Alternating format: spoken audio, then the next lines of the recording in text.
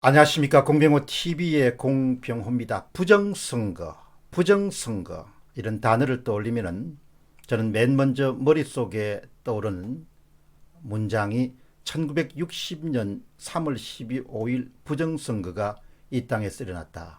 부통령 선거에서 이기붕 후보가 79.2%의 득표율로 제5대 부통령으로 당선됐습니다. 이 사건이 4.19 혁명의 도화선이 되었고 결국 이승만 대통령이 하야하게 됩니다.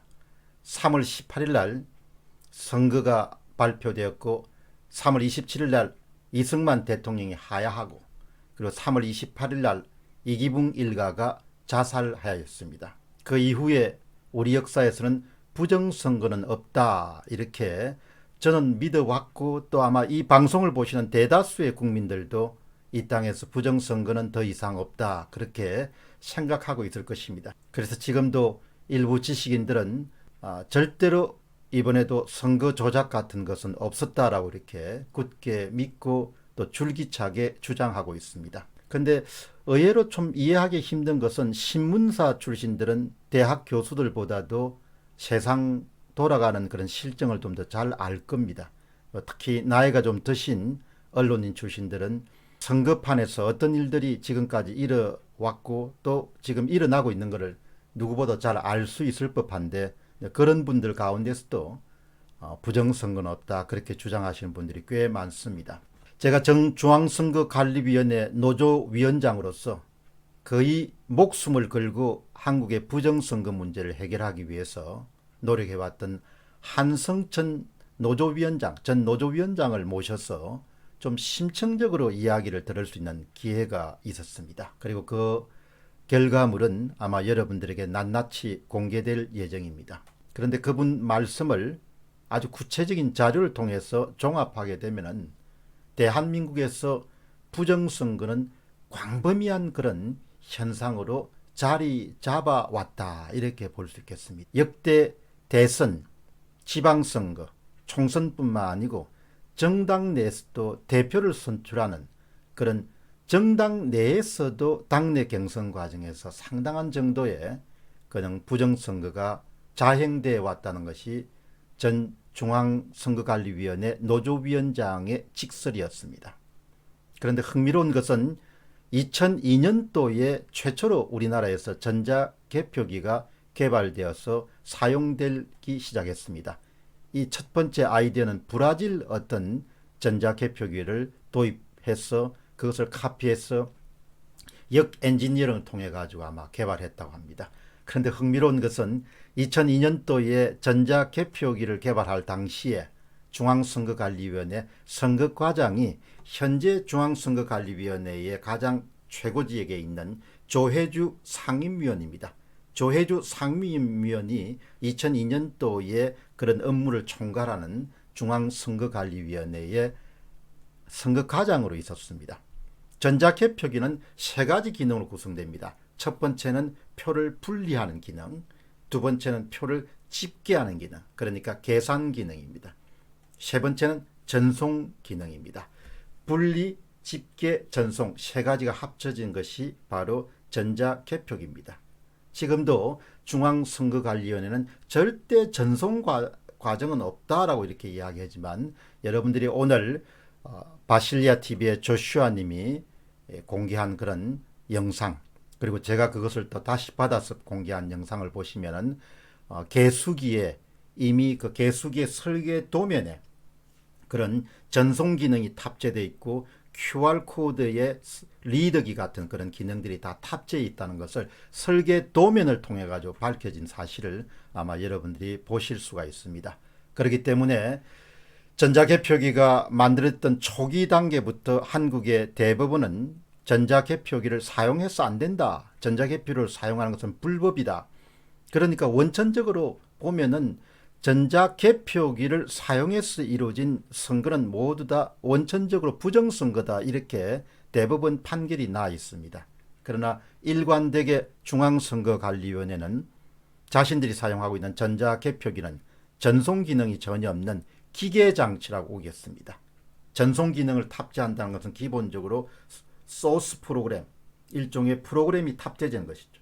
그러니까 처음 출발부터 전자개표기는 기계장치와 그 다음에 프로그래머의 합으로 되어 있는 거죠.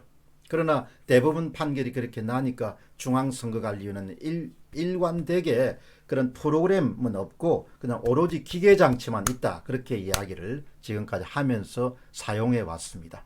근데 2002년도에도 기계장치에다가 소스 프로그램이 탑재가 돼 가지고 그 다음에 전송 기능이 있었는데 지금은 없다? 그건 이해가 안 되는 것이죠.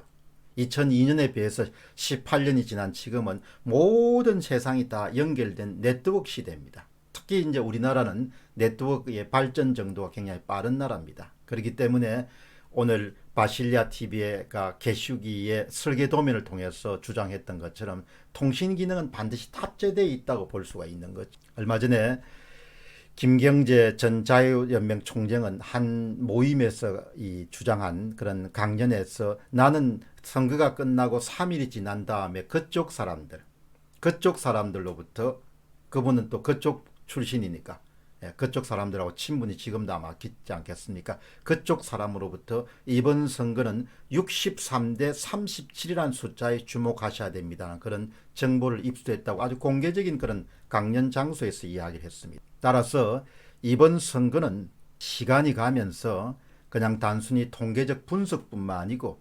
정황증거라든지 제보라든지 그 다음에 2002년 이후에 전자개표기의 발전사 대부분 판례 같은 것을 미뤄보면 충분하게 부정선거가 일어날 수 있고 일어날 수 있는 여지가 얼마든지 전자개표기를 통해서 허용될 수 있는 그런 상황에서 이루어진 그런 선거였다, 이렇게 생각합니다. 그리고 무엇보다도 중요한 것은 21대 총선에 대해서 중앙선거관리위원회가 발표한 그런 총선 결과표가 분석에 의하면은 너무나 많은 그런 이해할 수 없는 그런 숫자, 우리가 흔히 이야기할 때는 보정값, 교정값, 조작값 혹은 가측오차, 이런 것이 명백하게 존재하기 때문에 아마 이것을 그냥 덮고 넘어가기는 힘들 것이다, 그렇게 봅니다.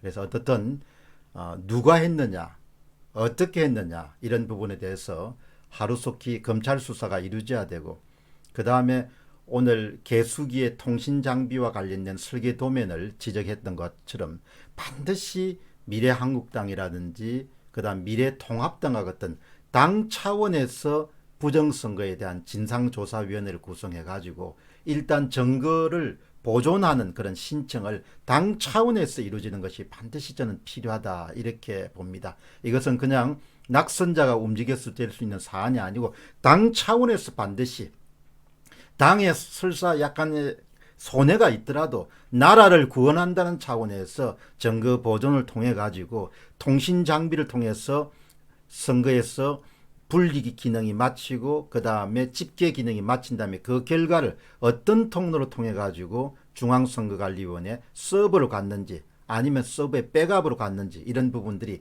낱낱이 밝혀져야 의혹을 가지고 있는 국민들이 납득하고 선거 결과에 수긍하고 바로 그것으로부터 권력의 정당성이 허용된다는 점을 저는 거듭거듭 강조하고 싶습니다. 야당이 나서야 됩니다. 야당이 나서서 증거 보존을 신청해서 중앙 서버로부터 중계기로부터 그 다음에 분리기 그 다음에 개수기 등 모든 장비, 일체 장비에 대한 은밀한 검증 과정을 거쳐서 선거에 대한 신뢰도를 회복할 수 있어야 되고, 만일에 부정선거가 있었다면 앞으로는 부정선거가 일어날 수 없도록 그렇게 조치가 취해져야 될 것이 공병호 TV의 공병호였습니다. 감사합니다.